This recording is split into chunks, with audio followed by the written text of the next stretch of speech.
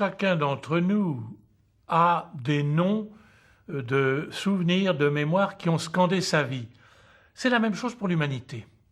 Je garderai pour commencer notre parabole, trois noms qui ont été comme un bouleversement. Casablanca, Assise et Rome. Casablanca, 80 000 jeunes musulmans se réunissent pour accueillir Jean-Paul II et l'acclamer. C'était comme un bouleversement. Casablanca. Puis Assise, des représentants des chefs religieux de plus de 40 religions se réunissent pour prier ensemble sur le lieu où le saint le plus populaire du monde, la figure, le visage le plus aimable du monde, François d'Assise, avait vécu pour prier. Enfin Rome, souvenez-vous du choc que tout le monde a eu lorsque l'on a vu Jean-Paul II aller rendre visite au grand rabbin de Rome, et le grand rabbin venir rendre visite à Jean-Paul II, qu'il avait accueilli en disant le début d'un psaume en hébreu. Qu'on le veuille ou non, il y a des gestes, des actes qui précèdent les rencontres entre religions. Il est impossible de décrire de manière exhaustive, plénière, ce qui a pu se passer dans l'âme de ceux. Mais le monde entier en a retenti. Souvenez-vous aussi d'un autre geste bouleversant. Quand Jean-Paul II est venu demander repentance à Jérusalem et a glissé la feuille dans le mur des Lamentations, ce lieu sacré pour les Juifs. La foi suppose ces rencontres. La foi suppose une adhésion de personne à personne. Ce n'est pas simplement un savoir, une idéologie, etc. Un rapport, elle suppose une adhésion. On peut la suggérer simplement en disant comme c'est de la musique, c'est comme du feu qui nous habite et qui nous amène à rencontrer l'autre. Je crois que je crois. Je crois. Mais je crois que je crois. Comme l'aveugle qui dit à Jésus, une fois guéri, je crois. Dans un grand couvent d'études où j'ai vécu, j'étais étudiant, puis professeur dans notre grand couvent d'études près de Paris, près d'Étiole, près de Corbeil, on passait des doctorats. C'était très solennel, tout le monde avait le droit de venir. Il y avait l'impétrant, celui qui devait devenir docteur, après que 5 professeurs aient examiné pas son mémoire, sa thèse. Quelquefois, ça faisait 600 pages, enfin un gros travail de plusieurs années. Et il était tout seul sur une petite table en bas de l'estrade où il y avait les 5 professeurs.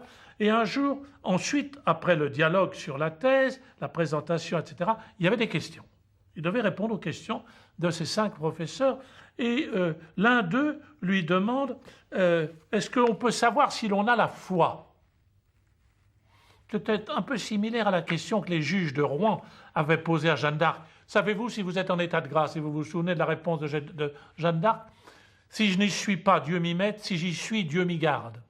Et là, l'impétrant, le futur docteur, répond de manière très malicieuse, l'objet de la foi est concreditur, comme l'a dit l'un des grands théologiens du temps de Luther, qui a été en dialogue avec Luther, je crois que je crois. L'objet de la foi, alors il a traduit, ça a fait rire tout l'auditoire, l'objet de la foi est concru, concreditur. Il est aussi objet de foi. Je m'en remets. Je ne peux pas sortir de l'adhésion, de la confiance avec Dieu pour décrire la confiance avec Dieu. Ou je me jette dans ses bras, ou c'est une foi morte. Je adhère à des propositions, mais ce n'est pas la foi. C'est toute la différence, je dirais volontiers, entre les 2 étapes. Nous avons souvent parlé des préliminaires de la foi. Et souvenez-vous, nous avions comparé ça à un téléphone qui sonne. Il y a une première étape, ça sonne. Ah, donc il y a quelque chose. Ça sonne. Tiens, ça sonne. Ou bien je ne décroche pas, ou bien je décroche. Avant d'avoir décroché, ce n'est pas la foi, c'est des préliminaires de la foi.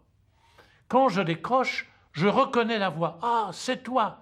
Là, c'est la foi. Je m'en remets à l'autre, de ce qu'il veut me dire. Eh bien, aujourd'hui, je voudrais utiliser pour cette intuition qui est très profonde. Beaucoup croient qu'ils ne croient pas, mais ils croient. Ils sont déjà dans la foi. Il faut leur dire gentiment.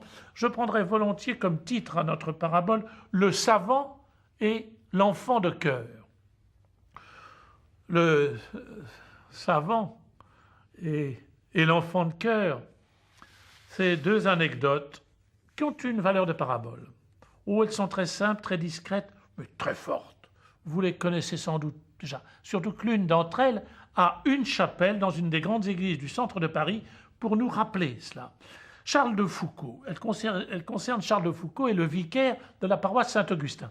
Charles de Foucauld, assez tôt d'ailleurs, avait mené une vie aux environs de ses 20 ans un peu dissolue, comme officier, et puis, tout d'un coup, il part en expédition pour le Maroc.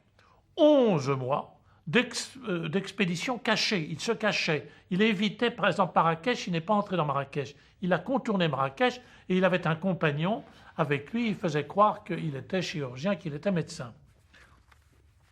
Charles de Foucauld, de retour du Maroc, est un peu bouleversé par ce qu'il a vu, des croyants.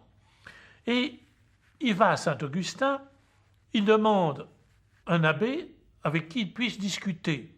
L'abbé Huvelin, qui était donc un des vicaires de Saint-Augustin, qui habitait 8 avenue César-Caire, se présente à Charles de Foucauld, qui n'était encore que militaire, en sursis. Et Foucauld lui dit « Oh, monsieur l'abbé, je voudrais bien dialoguer sur la religion, j'ai des questions, je voudrais que vous me renseigniez, etc. » L'abbé Huvelin, bien qu'un peu timide, lui dit « Monsieur, mettez-vous à genoux et confessez-vous. » Foucauld répond du tac au tac « Mais je ne crois pas. Je ne vois pas pourquoi, je ne crois pas. » « Monsieur, mettez-vous à genoux et confessez-vous. » Et Charles de Foucauld s'est confessé. C'était le début. Tout a été retourné. Et il dit « Au moment où j'ai compris que la foi m'entrait dans le cœur, j'ai compris que ma vocation était de me donner à Dieu. » Et tout avait été changé. Il avait décroché le téléphone. Il avait entendu, il avait pressenti l'appel divin. Nous avons un épisode similaire dans la vie du curé d'Ars. Le curé d'Ars a confessé. On a supputé qu'il avait dû confesser plus de 100 000 personnes.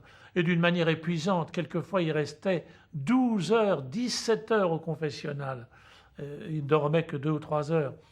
Et on vient dire au curé d'Ars, entre deux confessions, qu'il y avait dans le fond de l'église un grand savant qui voulait l'interroger. Même scénario qu'avec le père de Foucauld.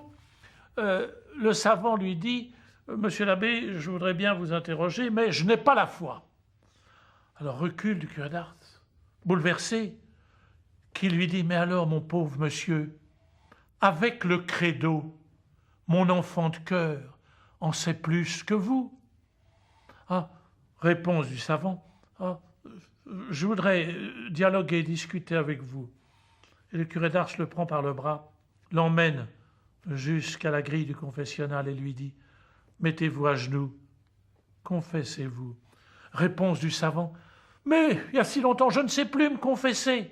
Je ne sais plus, je ne sais pas. » Le curé d'Ars lui répond avec ses yeux très doux « Ah, je m'en occuperai. Allez, venez. » Curé d'Ars, abbé Huvelin, Charles de Foucauld, savants, ils ont fait ce qu'ont fait les apôtres. Les apôtres ont pris la main des pauvres et des démunis pour les aider à décrocher le téléphone, à faire confiance, alors que tous nous aurions pu, et c'est normal, retarder encore. Oh ben, je vais voir plus tard, je reviendrai, on reprendra rendez-vous, etc. Le curé d'Ars nous répond simplement « Il est plus tard que vous ne pensez. »